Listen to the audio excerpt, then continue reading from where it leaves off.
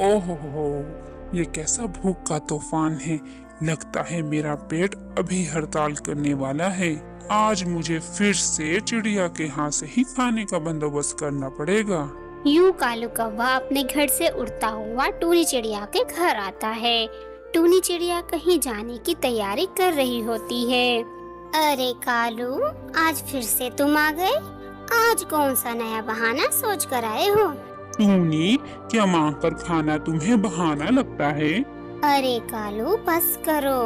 कभी मेहनत भी कर लिया करो। बस सारा दिन टहनी से टहनी उड़ते ही रहते हो। अरे टूनी, तुम क्या जानो कि मेहनत किसे कहते हैं। मैं जो ये दिन भर उड़ता हूँ ना, ये भी एक मेहनत ही है। अरे कालू भाई, ये तो ऐसे हुआ जैसे कोई ये कहे कि खाने के लिए भी मुंह हिलाना वर्जिश है। सो बात की एक बात कालू भाई, आज तुम्हें मेरे घर से खाने के लिए कुछ नहीं मिलने वाला। जाओ, खुद मेहनत करके खाना सीखो। हाय रे, मेरी फूटी किस्मत। दोस्त भी अब दोस्त ना रहे। चलो, अब मुझे ही कुछ ना कुछ करना पड़ेगा। इंसानों वाली बस्ती में जाता हूँ, वहाँ ढेर सारा कचरा पड़ा होता है। जरूर मुझे वहीं से ही कुछ न कुछ खाने को मिल जाएगा। यूं कालू कौवा उड़कर कचरे के ढेर पर आ पहुँचता है। ओह, ये तो एक जूता है, मगर ये तो खाली है, बिल्कुल मेरी किस्मत की तरह। हाय हाय, छी छी छी छी छी, इसमें तो कितनी गंदी बदबू आ रही है। अरे, मैंने तो सोचा था कि यहाँ इस कचरे में से कुछ खाने को मिल जाएगा, मगर यहाँ तो खाने की कोई चीज ही नहीं दिख रही। अरे बाप रे, ये क्या बला है। ये तो कोई खाने की चीज नहीं लग रही, ये मुझे खिलौना लग रहा है, मगर कैसा अजीब सा दिख रहा है। कितनी डरावनी शक्ल है इसकी, मगर कोई ना, ये मेरे बेचने के काम आएगा। फिर कालू कौवा उस गुड़िया को अपने पंजों में दबोचकर अपने घर ले आता है और उसे लाकर मेज पे रख देता है। आज तो लगता है भूखा पेट ही सोना पड़ेगा। फिलहाल तो बहुत जोरों से नींद आ रही है, जाकर मैं नींद का मजा लेता हूँ। यूं कालू कौवा आराम करने के लिए लेट जाता है। रात का समय था और कालू कौवा खराटे लिए सो रहा था। तभी अचानक से वो डोल गोल गोल घूमने लगती है और झट से उस मेज से उतरकर कालू कौवे के पास आकर खड़ी हो जाती है। कालू कौवे की आंख खुल जाती है। वो इधर उधर देखता है। अरे, मुझे आवाज किसने लगाई? यहाँ तो कोई भी नहीं है। हाँ, मेरी गुड़िया कहाँ चली गई?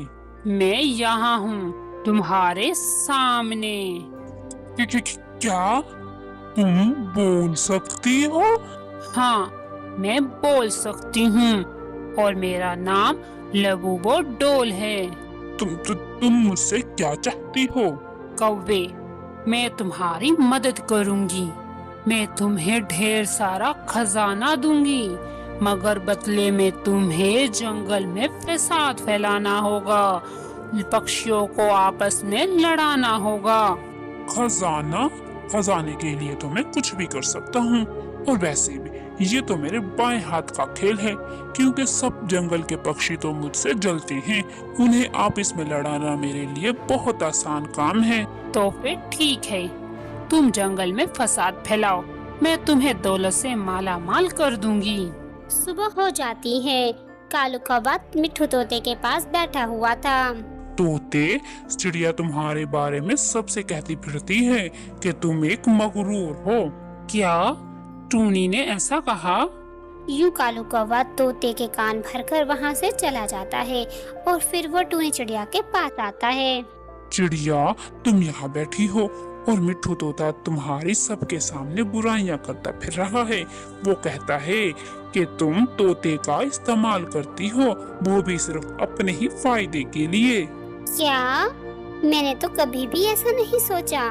यूं कालू कौवा जंगल के पक्षियों को आपस में लड़ाना शुरू कर देता है। इसी तरह कुछ दिन गुजर जाते हैं। एक दिन बंटी कबूतर और टूनी चिड़िया आपस में बातें कर रहे थे। चिड़िया बहन, कई हफ्तों बाद मैं कल ही शहर से आया हूँ, लेकिन यहाँ के तो हालात समझ ही नहीं आ रहे। जिससे भी देखो आपस में लड़ ही रहे हैं, कोई किसी की बात सुनने को तैयार ही नहीं।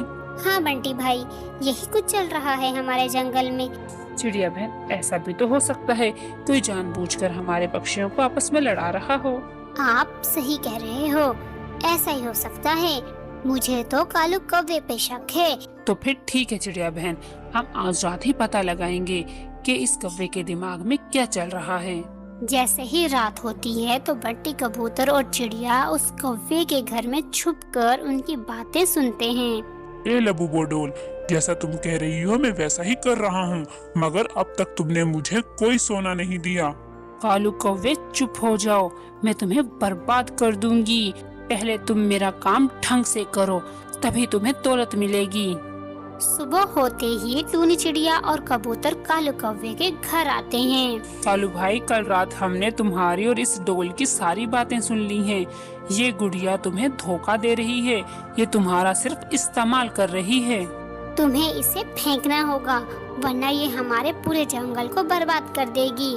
चिड़िया बहन, इस लबूबो डोल से मैं तंग आ गया हूँ, ये मेरा पीछा नहीं छोड़ रही।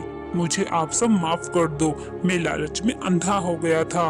बस कैसे भी करके मेरी इस लबूबो डोल से जान छुड़ा दो। तो फिर ठीक है कालू भाई, हम तुमसे जैसा कहें तुम वैसा ही करना। फिर वो सब मिलकर एक जगह पर आग जलाते हैं और कालू कौवा जल्दी से उस लबूबो डोल को उस आग में फेंक देता है। यूं वो लबूबो डोल उस आग में जलने लग जाती है। प्यारे दोस्तों, आपके ख्याल में लबूबो डोल की क्या सच्चाई है? कमेंट सेक्शन में अपने जवाब जरूर दीजिएगा।